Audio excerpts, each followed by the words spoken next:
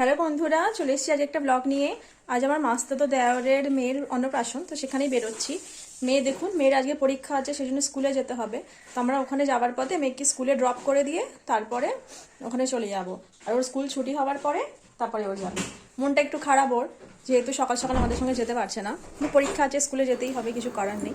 মেয়েকে স্কুলে দিয়ে আমরা চলেই এসেছিলাম মাসির বাড়িতে। যে দেখুন, চলে এসেছি। আমরা যখন যাই তখন পুচকিকে ন্যাড়া করানো হচ্ছে।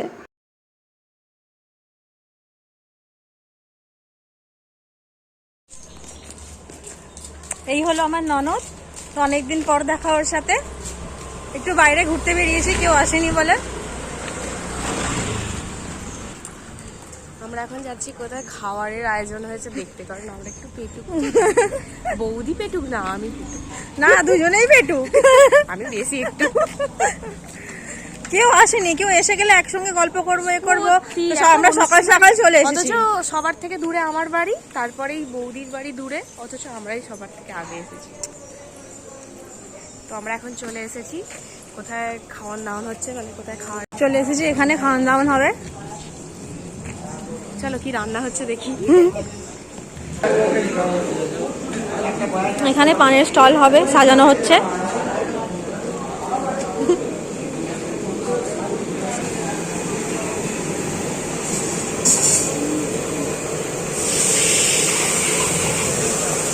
পায়েসটা তো দেখে এখনই খুব ইচ্ছা করছে।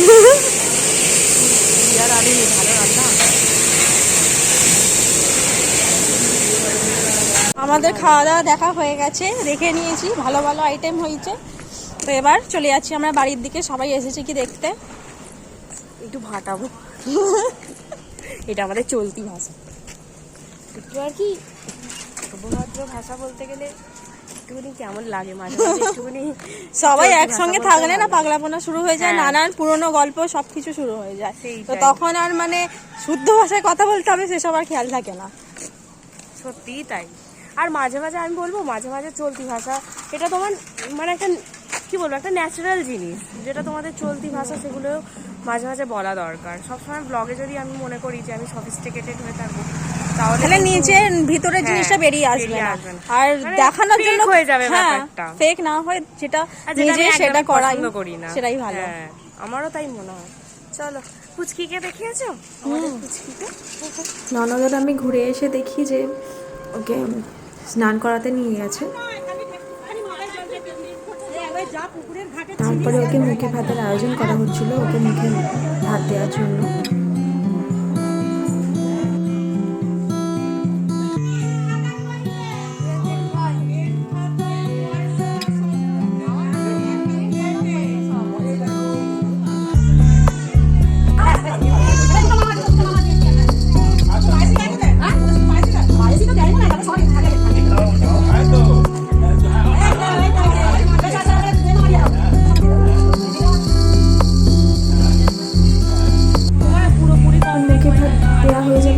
সকালে গল্প করতে বসেছিলাম, অনেকদিন পরে দেখা হয় সবার সঙ্গে। বাড়ির কোনো অনুষ্ঠান থাকলে তখন সবাই একসঙ্গে হই, তো খুবই ভালো লাগে। গল্প করার পর তারপরে খেতে চলে গিয়েছিলাম আমরা। খেয়ে দিয়ে আসার পরে তারপরে কেক কাটিং হচ্ছিল, ওখানেই ছিলাম। তারপরে সবাই ফটো তুলছিলাম।